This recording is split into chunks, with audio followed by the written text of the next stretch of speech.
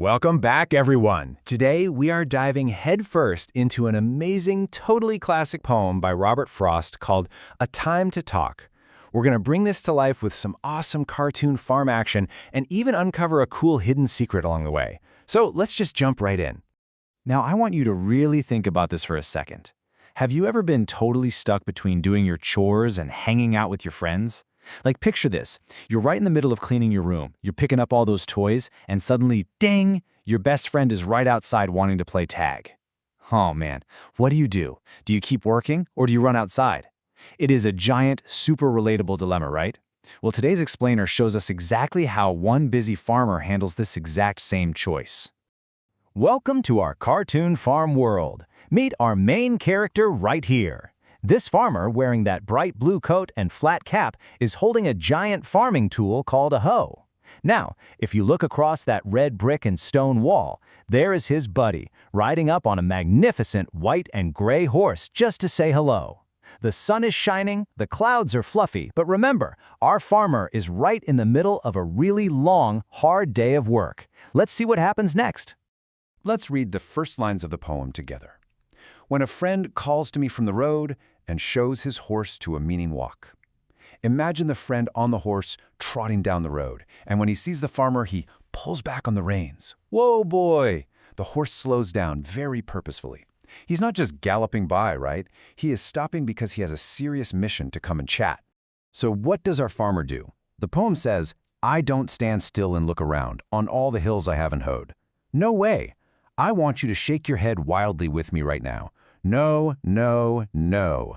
Our farmer does not just stand there like a statue staring at all the giant hills of dirt he still has to dig up. He doesn't look at his massive pile of chores and just ignore his friend. And he doesn't just yell from far away either. Listen to this next line. And shout from where I am. What is it? Imagine him yelling that like a really grumpy worker who just wants to finish his job. What is it? But wait, the poem immediately changes tune. No, not as there is a time to talk. See, he softens up entirely. He knows that right now, in this very moment, it is definitely the time for chatting. The chores can absolutely wait. Now, what's really interesting is how quickly our farmer makes his decision. So, how exactly does he stop his work? I thrust my hoe in the mellow ground, blade end up and 5 feet tall. Swoosh! Thud! Just imagine him violently stabbing his giant, 5-foot-tall wooden tool straight into the soft, sweet dirt. Bam! It's stuck right there in the ground, standing tall like a flag, letting the whole world know that farming time is officially paused. Finally, we reach the end of the action, and plod, I go up to the stone wall for a friendly visit. Let's say that word together slowly. Plod. You can practically hear his heavy, tired footsteps, right? Thump, thump, thump. He has been working so hard, his legs are just super heavy, but he plods all the way up to that wall anyway, just to have a friendly visit with his buddy on the horse. All right, kids, it's time for fun with farm vocabulary. We are going to crack open some of the coolest, action-packed grown-up words hidden inside this poem to make the story sound incredibly real. Let's go. First up, we have a meaning walk, which means a purposeful pace. Think about when you are super hungry and you march directly to the kitchen because you are on a serious mission for your absolute favorite snack. You aren't just wandering around, you are walking with a purpose. That's exactly how the horse was walking toward the farmer. Next up is the word hoed. This means dug with a hoe. And a hoe is an agricultural tool used to move small amounts of soil. Imagine holding a long stick with a flat metal blade at the bottom, and you are bouncing along the dirt. Chop, pull, chop, pull.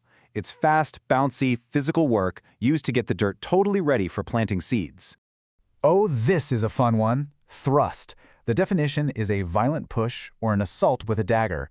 But our farmer isn't using a dagger. He is using his hoe. Swoosh! Bam! It's a sudden, powerful, dramatic shove into the ground. He didn't just gently place the tool down, he thrust it to show he was totally done working for the moment. And where exactly did he thrust it? Into the mellow ground. This means the dirt is ripe and sweet, well-matured, and has a soft and loamy consistency. Just imagine grabbing a big handful of perfectly soft, squishy, sweet-smelling dirt that is completely ready to help tiny plants grow big and strong. That is mellow ground. And he stuck it in blade end up. The blade end is the part of a sharp tool that forms the cutting edge. Swing!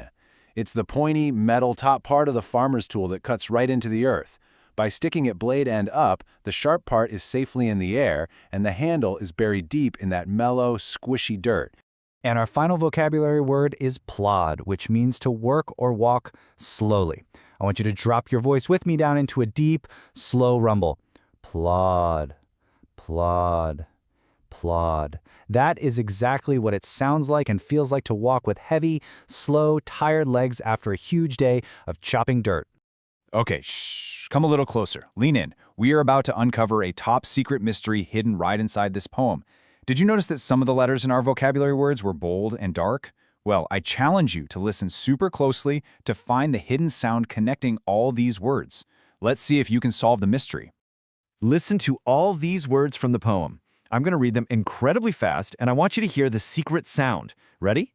Calls, walk, still, look, all, hills, talk, mellow, tall, plud, wall, friendly. Did you hear it? It's the L sound. Robert Frost used the repeating L sound over and over again to create a bouncy, musical rhythm in his poem. It's a special poetic trick, and you just solved it. So, what's our big value pick for today? What does this all mean? It's that relationships are more important than routine tasks. This is the big, inspiring moral of the story.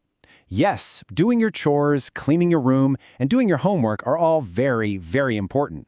But taking time to connect with the people you care about, your friends, your family, that is the most important thing of all. Sometimes it is perfectly okay to pause the chores because there really is a time to talk. And that brings us to the end of our explainer today. But before you go, I have one final, giant question for you. Who will you choose the next time you are stuck between your chores and your friends? How will you handle your very own time-to-talk dilemma in real life? Think about our farmer, his trusty hoe, and his good friend on the horse. Make sure you make time for the people who matter. Keep learning, keep reading, and I'll see you next time.